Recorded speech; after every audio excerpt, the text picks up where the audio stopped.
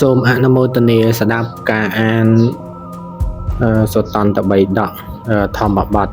គាថាអបមាទវៈទី2សេចក្តីមិនប្រមាទជាផ្លូវនៃសេចក្តីមិនស្លាប់សេចក្តីប្រមាទជាផ្លូវនៃសេចក្តីស្លាប់ជនទាំងឡាយដែលមិនប្រមាទហើយឈ្មោះថាមិនស្លាប់ជនទាំងឡាយដែលប្រមាទហើយទុកដូចជាមនុស្សស្លាប់ទៅហើយពួកបណ្ឌិតបានជ្រាបនៅដំណើរនេះដោយប្លែកគ្នាទើបស្ថិតនៅក្នុងសេចក្តីមិនប្រមាទរីករាយក្នុងសេចក្តីមិនប្រមាទ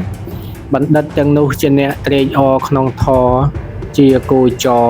នៃអរិយបុគ្គលទាំងឡាយមានការពិនិត្យជាប្រក្រតីមានព្យាយាមជាប់តគ្នាមានសេចក្តីប្រឹងប្រែងមាំមួនជានិច្ចជាអ្នកមានប្រាជ្ញាតែងប៉ះពាល់នៅព្រះនិព្វានជាទីក្សេមក្សាន្តចាស់យោគៈជាគុណជាតិដ៏ប្រសើរបំផុតយោតែងចម្រើនកុសកដល់បុគ្គលដែលមានសេចក្តីប្រឹងប្រែងមានស្មារតីមានការងារស្អាតឥតទោសជាអ្នកពិចារណារួចហើយទើបធ្វើជាអ្នកសង្រួមរស់នៅដោយធម៌មិនមានសេចក្តីប្រមាទអ្នកប្រាជ្ញគប្បីសាងកោះគឺអរហត្តផលជាកោះដែលជំនួនគឺកិលេសជន់ពន្លិចមិនបានដោយសេចក្តីប្រឹងផងដោយសេចក្តីមិនប្រមាទផងដោយការសង្រួមក្នុងចតុបរិសុទ្ធិសិលផងដោយការទូមានឥន្ទ្រីផងពួកជនពេលអបឥតប្រាជ្ញាតែងប្រកបរឿយៗនៅសេចក្តីប្រមាទចំណែកអ្នកប្រាជ្ញរមែងរក្សានៅសេចក្តីមិនប្រមាទដូចទ្រព្យយ៉ាងប្រសើរអ្នកទាំងឡាយចូលគុំប្រកបរឿយៗនៅសេចក្តីប្រមាទចូលគុំប្រកបរឿយៗនៅសេចក្តីរីករាយត្រេកអរក្នុងកាមឡើយត្បិតបុគ្គលអ្នកមិនប្រមាទខំសង្កេតពិនិត្យរមែងបានសេចក្តីសុខដ៏ទូលាយកាលណាបណ្ឌិតបន្ទោបង់នៅសេចក្តីប្រមាទដោយសេចក្តីមិនប្រមាទកាលនោះលោកនឹងឡើងកាន់ប្រាសាទគឺបញ្ញាជាបុគ្គលមិនសោករមែងឃើញពួកសត្វដែលមានសោកធិរជនតែងឃើញពួកជនពេលដោយបុគ្គលដែលឈរ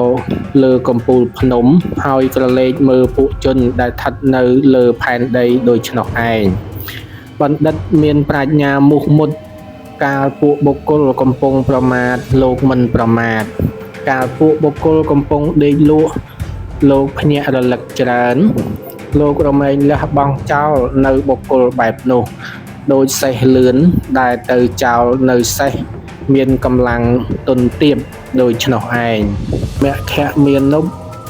ដល់នៅភាពជាបុគ្គលប្រសើរបំផុតជាងទេវតាទាំងឡាយព្រោះតែសេចក្តីមិនប្រមាទអ្នកប្រាជ្ញទាំងឡាយតែងសរសើរនៃសេចក្តីមិនប្រមាទថ្មេះតេះដៀលនៅសេចក្តីប្រមាទសពកាលភិក្ខុអ្នកត្រេកអរក្នុងសេចក្តីមិនប្រមាទឬឃើញភ័យក្នុងសេចក្តីប្រមាទតែងដុតចោលនៅសង្យោជនៈទាំងតូចទាំងធំដោយភ្លើងឆេះរៀលនៅកំទេចទាំងតូចទាំងធំដូច្នោះឯងភិក្ខុអ្នកត្រេកអរក្នុងសេចក្តីមិនប្រមាទឬឃើញភ័យក្នុងសេចក្តីប្រមាទជាអ្នកមិនគួរនឹងសាបសូន្យចាកគុណធម៌ឈ្មោះថាស្ថិតនៅក្នុងទីចិត្តនៃព្រះនិព្វានចប់អបមាទវៈទី2